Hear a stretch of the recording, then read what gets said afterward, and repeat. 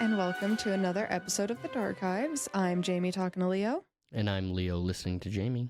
And this week I have a historic court case to talk to you about. Oh yeah? How's it historic? It is the first and only time that a certain piece of evidence was used in a conviction.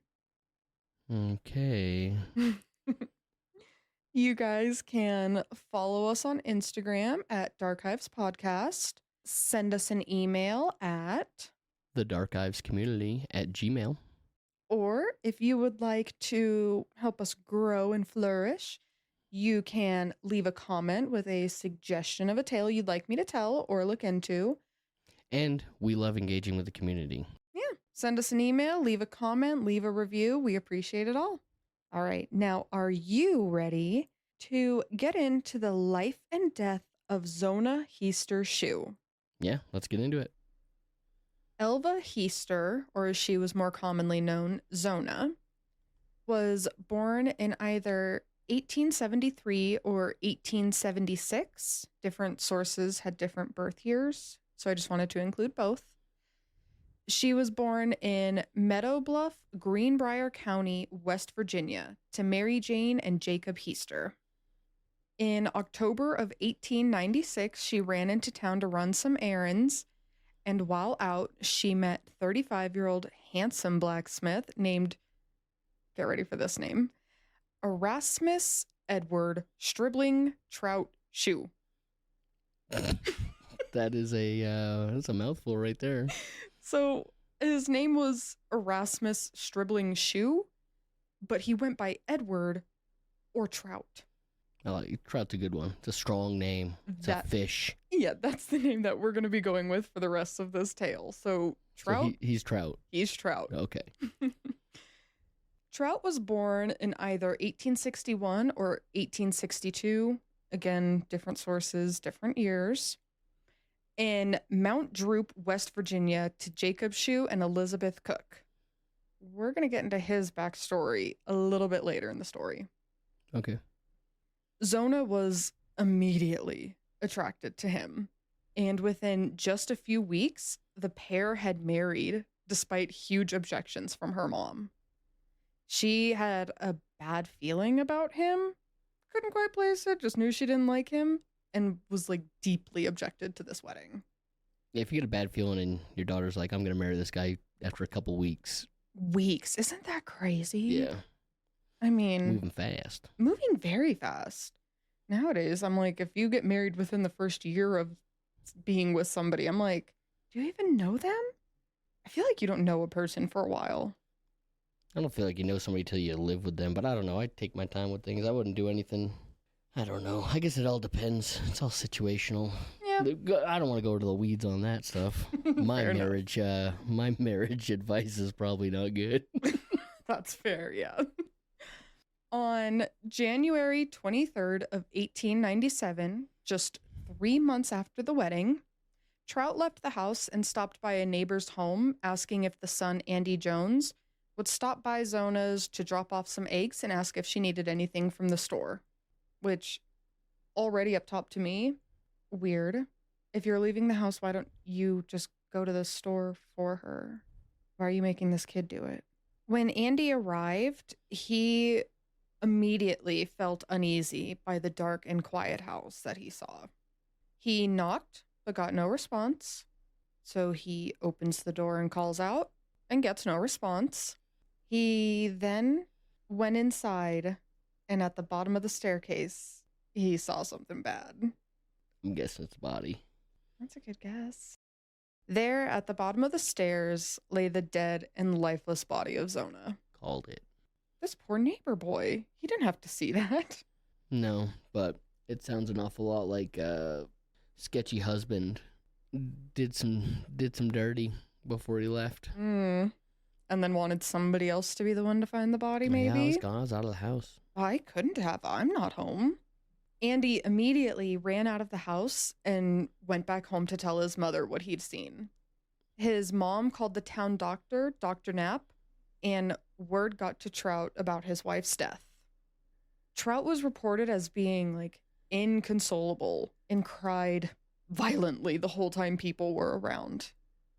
Again, I'm running into the problem of a few different reports, but either Trout had beaten the doctor to the house and did this, or he did this while in front of the doctor, but somehow Zona ended up in the bedroom, so no longer at the bottom of the stairs where she was found, and clothed in a dress that was, quote, around the neck, a high collar, and a large veil several times folded and tied in a large bow under the chin.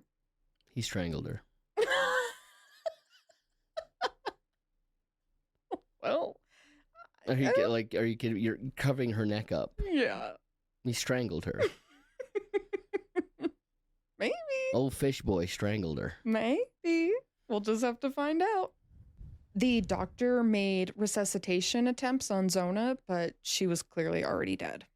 Trout had also requested the doctor, quote, to make no further examination of the body, end quote, and he became so upset during the attempts from the doctor to do an examination that Dr. Knapp was like fully not able to complete it. He couldn't do anything because anytime he got near Zona, Trout would like flip his lid and start sobbing and being dramatic again. He had no good reason. He was just freaking out. Mm-hmm. Just inconsolable about his beloved wife's death.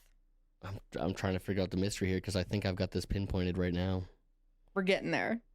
It was reported by a number of witnesses that her head appeared, quote, to be very loose upon the neck and would drop from side to side when not supported, end quote. So yeah, you're yeah. Broken neck. Mm-hmm. Apparently, the doctor didn't find the weird outfit or the weird objections from Trout too bothersome, though, and her death was ruled as everlasting faint. Yep. Back to when women were passing out all the time. Everlasting faint. And this is like the only time that this was ever ruled as like a cause of death. This is like the only time that this phrase even comes up. If you Google everlasting faint, this case comes up. Okay. Like, it is not used anywhere else. I guess it's just the doctors like, fell down and I guess died. I don't know. This is textbook everlasting faint. Seen it a million times.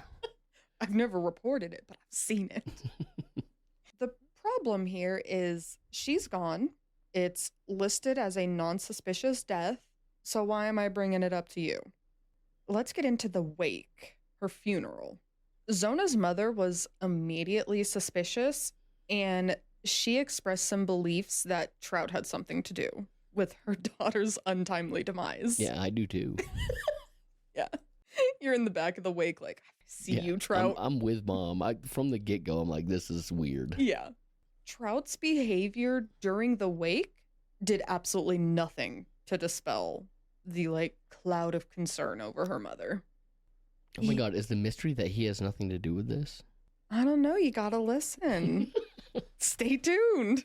He was so dramatic and appeared to be so deeply affected by this death that he was like actually weirding people out. Some thought it was admirable and just showed how much he cared about his wife, while others felt it was unnatural of sorts. He was described as erratic and theatrical, even banning people from touching her body while closely monitoring and staying by the casket. So, like, if you got close, I'm imagining him, like, slapping away hands. Don't touch her. There's just a million flashing lights with arrows pointing at this guy in my head right now. Mm-hmm. Her neck was reported to have had an unnatural look to it, and apparently a bruise had appeared on her cheek. There was a rolled up sheet on one side of her head and a pillow on the other, so kind of like stabilizing her head, I guess, during moving of the casket. Yeah, her broken chicken neck. Yeah. Some giant blacksmith hands cracking them. Oh my God. I'm full on thinking this guy did this. Well, let's find out. I'm probably gonna have to edit some of these accusations out. They're so abundant. They are quite abundant, but just don't worry about the editing yet. We'll see.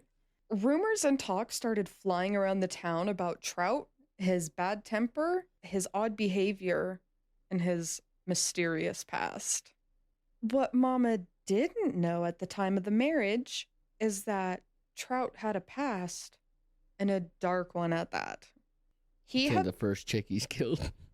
Huh? This isn't the first chick he's killed, is it? He had served 2 years at the state penitentiary for stealing a horse and had been married twice before Zona. Any of them alive? One is. Oh, one. The first marriage had resulted in a child and a divorce after he abandoned them. Which, great. Abandon me. Don't do anything worse than that. While the second resulted in his wife dying. How did that happen? Lucy Ann Tritt had been married to Shue for less than 8 months when she mysteriously died. There aren't any records on how she died, but it was rumored to be a few different things that ranged from falling on ice while pregnant, being poisoned by Trout, or the most commonly reported thing that I saw, Trout accidentally dropping a brick on her head. Wild accident. Accidentally dropping a brick. How high was he? How hard did he have to throw this brick at her? I know. If you dropped a brick on somebody's head, it's a nasty bonk for sure, but it's not going to kill them. I don't think. I mean, I guess depending on how high you're dropping it. Yeah, are all these stories what he told people, or is this like Town gossip. it's just gossip around town? Mm-hmm.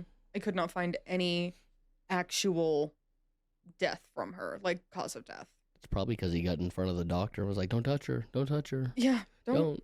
No, I'm gonna cry. Don't touch her. don't look at the giant gash on the back of her head. Yeah. She fell on ice. Believe me. 2 years later, however, he is in this town, meeting Zona, and here we are. Speeding up the process. He ain't waiting 8 months this time. No, 3 months. I have to hang out with you for an extra 5 months? Boring. Got away with it with 8. We're gonna try it to 3. Yeah, let's see how this one shakes out. Mary, her mom, was so unsatisfied with this death ruling and so suspicious of Trout that she fell into a state of severe grief and constant prayer. Quote, I prayed to the Lord that she might come back and tell me what happened, and I prayed that she might come herself and tell on him. I'm over here shaking my head because I just feel like this story is... Okay, I love fortune-telling movies and, like, figuring out the plot, you know, trying to figure that stuff out. Mm-hmm. This seems like a whole bunch of ridiculousness that's going to result in the right outcome, but because of all of the most ridiculous reasons. Is that where we're going with this? He definitely killed her. And no one's gonna call that. No one's gonna believe anything. Oh, there's no evidence of anything, right? Evidence, big air quotes on that one. Mm-hmm, mm-hmm. Yeah, and then the mom's gonna pray. Yep. She's gonna get a message. People are gonna believe that message, and that's how he's gonna go to jail or be hung or whatever the hell happens with this guy. I don't like when you make guesses. Is that exactly what's happening? Yeah. Yeah, her spirituality is what's going to lead to it, not the cold hard evidence of this guy's fucking hands around her neck. What the fuck? This story's ridiculous. It's reported that... I'm sorry. That's just I fucking nailed it, didn't I? You're really good at guessing. It's almost infuriating it's so at times. bad. It's so bad. It's reported that Mary had taken the sheet out of the coffin, the one that was like propping up her, what did you call it, broken chicken neck? Yeah, her broken chicken neck, yeah. And tried to give it back to Trout, but he refused it. So she took it home, and apparently it didn't smell all that great, which can't imagine why. So she washed it, and as she's washing it, the water turns bright red, staining the sheet pink, which she takes as a sign of bad stuff. It's not a good omen, I guess. Yeah, there's blood in the water. You know what else is in the water? What? Fish. Oh. Like trout. And that's probably the realization that, okay, I'm going to be quiet for a minute because the story's just too insane. Okay. She smelt that blanket and was like, smells like trout in here. Something smells fishy. Oh my God, how did I miss that airball? Yeah. So she takes this as a sign that the death was more than what was officially ruled. About 4 weeks after the death, Mary Jane started to have nightly visions of Zona coming back to her. Trout did it. He wrung my neck. 4 nights in a row, Zona appeared to her and spoke to her. Quote, he was mad that she didn't have no meat cooked for supper. She came 4 times and 4 nights, but the second night she told me that her neck was squeezed off at the first joint. End quote. Also, during these nightly visions, apparently Zona turned her head in a full 360. She was a broken chicken neck. Yeah, she had snap neck. Yeah. So the story Mom hears is he didn't get his dinner, so he wrung her neck. Mm-hmm. No meat. I strangle you to death? Okay, now what's the, I can't wait to hear, what's the actual true events here? Does he ever admit to that? Mary Jane went to the courthouse to talk to prosecuting attorney John Alfred Preston and begged him to look into the death again. He obliged. I guess he believed her visions. And the fact that everlasting faint isn't a thing. And the fact that that was clearly a quack diagnosis. And went to talk to Dr. Knapp, who recounted to Preston about Trout not letting him actually examine the body. And now he's claiming to have seen some marks around the neck area. This is a little weird, but apparently the diagnosis from everlasting faint had been changed a little bit after her death, like a few weeks after her death, to complications from childbirth. But Wait, she was pregnant? There was no evidence that she was pregnant. She did not tell anybody. There was, I don't know why he did this. This doctor is doing whatever the hell he wants, I guess. That's why I didn't. What year is this? When she dies? Yeah. 1897. What the hell does it take to be a doctor in 1897? Apparently not a lot. That's why I didn't include that, just because it seemed so weird and random that they changed it. But I guess it is important in a way. They changed it from everlasting faint to complications from childbirth. Don't ask any follow-ups on that because I got nothing. I don't know why they did that. Well, that's just the way it is. When you go back before the 1900s, like there's every case that we've heard of before then is just shrouded in a bit of misinformation. Mm-hmm. Either you go far back enough and it's partial text, and then you go into the 1800s and you got people misspelling names and wrong dates of birth. Yeah. And the record keeping was just trash back in the day. Yeah. You know, they're building railroads across the country and doing that stuff and becoming the modern age. Mm-hmm. They're not really keeping records. They're just creating what is now the U.S., you know? Yeah.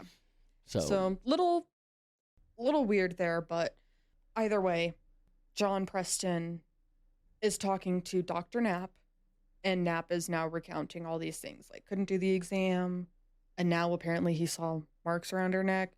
Should have probably mentioned that earlier instead of saying childbirth or everlasting faint, but what do I know? I'm not a doctor from 1897. I think back in the day they thought childs came from the throat. That's probably why you have to breathing. Okay, I couldn't even say that all the way through. Yeah, say that with a straight face. John Preston found all of this reasonable enough cause to exhume Zona and perform an actual autopsy on her. It was in fact revealed that her neck was broken and her windpipe crushed, evidence of murder via strangulation. Yeah, blacksmith hands. Trout was immediately arrested. 5 months after Zona's death, Trout went on trial for the murder. During the 8-day trial, Trout took the stand to defend himself, and he left a nasty little impression on the jury.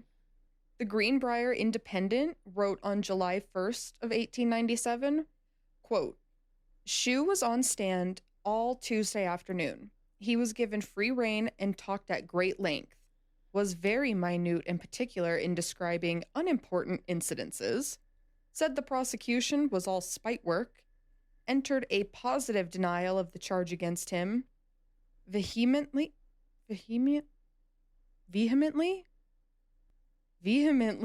right? Is that, I'm having a problem.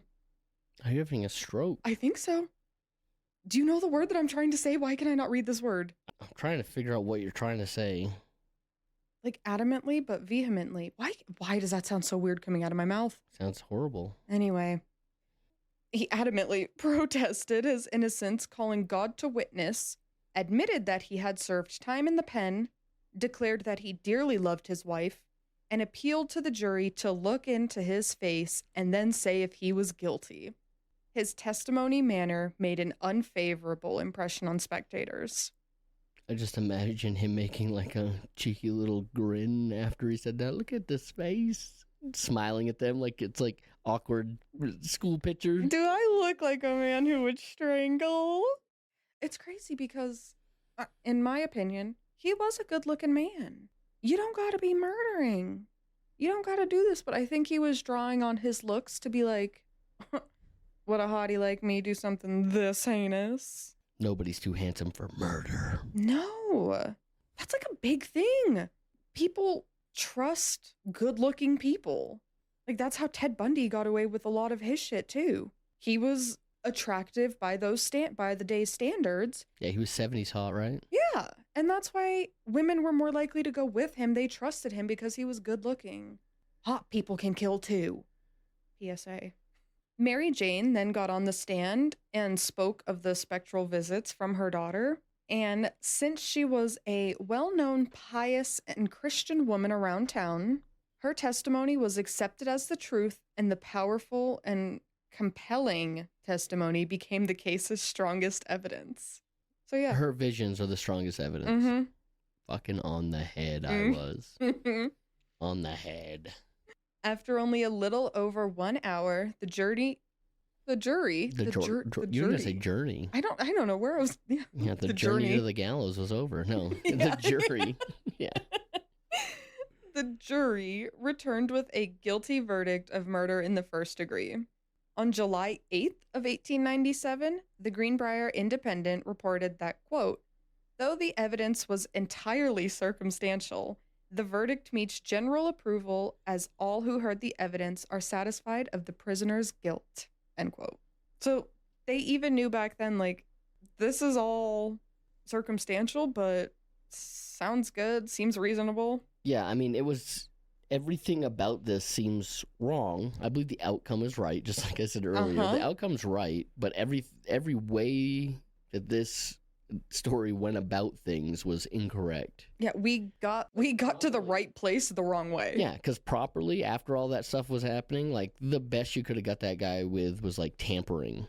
Right? Tampering with a crime scene, tampering with evidence, by dressing her up and being trying to hide her and impeding an investigation on the body. Like, those are the things that they could actually charge him with. And, like, after the fact. Because if they were able to do all the investigating right then and there, hopefully Dr. Quackface would have seen that she got strangled to death. Yeah.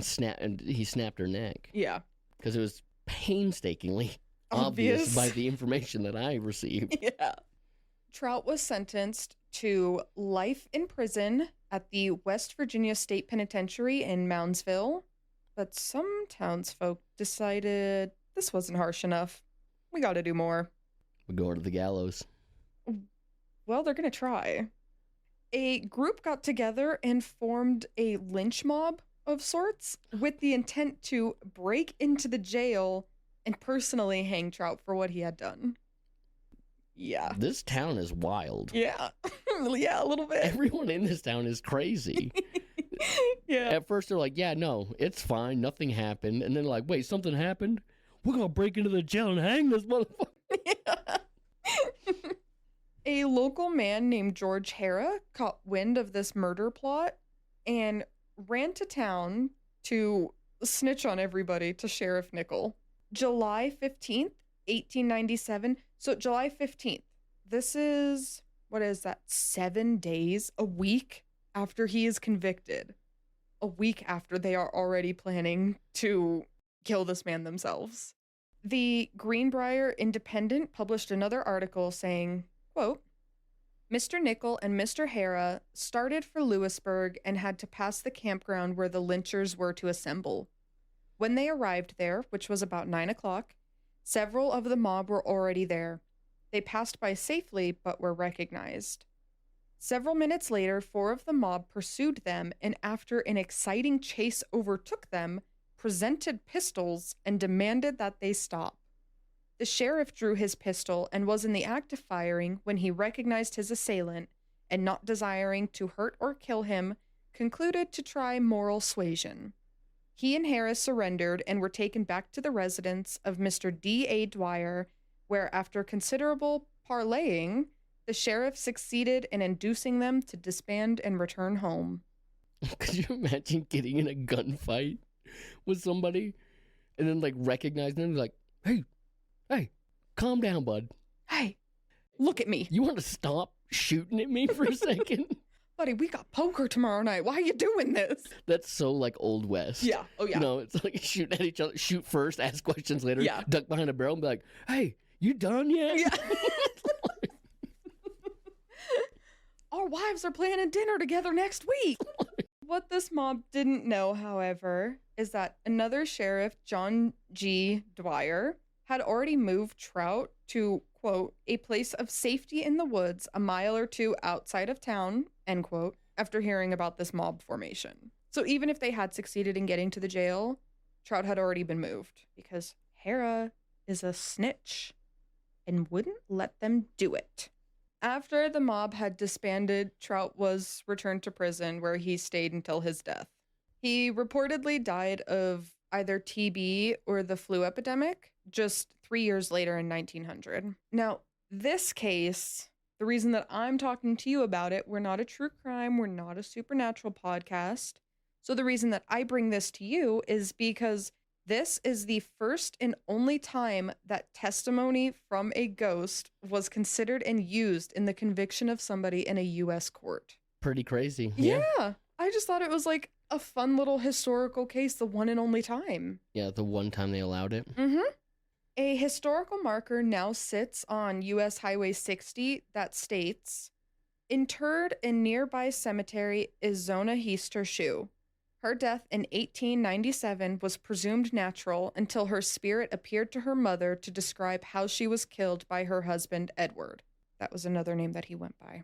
Autopsy on the exhumed body verified the apparition's account. Edward, found guilty of murder, was sentenced to the state prison, only known case in which testimony from ghost helped convict a murder. That's a lot more than I thought it would say. Mm-hmm. I thought it'd say something along the lines of, if they say it weren't Trout, I really doubt. Or something like that. They put a funny little limerick up on the side of the road. Yep. When in doubt, hang a fucking trout. I don't know. That's what the taxpayers' money is going to. Funny little poems on the side of the road. I mean, everything else in this town's insane. Why not? I don't know. So that is my dark little tale of a historic court case and a spirit coming back to get the man who got her. I'm a little mad that you absolutely nailed your guess like halfway through. How the first part went with Trout and the autopsy and all that jazz, it was already seeming like a Three Stooges episode almost. And then as soon as you brought up the thing with the mom, I was like, oh my God, it's going to get more ridiculous. Yeah. I can tell. It is Three Stooges stuff. Like, yeah, I think there are probably 5 brain cells floating around this town. They were all just taking turns. That's what I think was going on. Well, were you at least entertained? Yeah, it was definitely a fun story. I did like it. Okay. Well, thank you guys for listening to another episode. Hope y'all learned something new today. Join us next week as we uncover another Darkive together. We'll see you guys next week.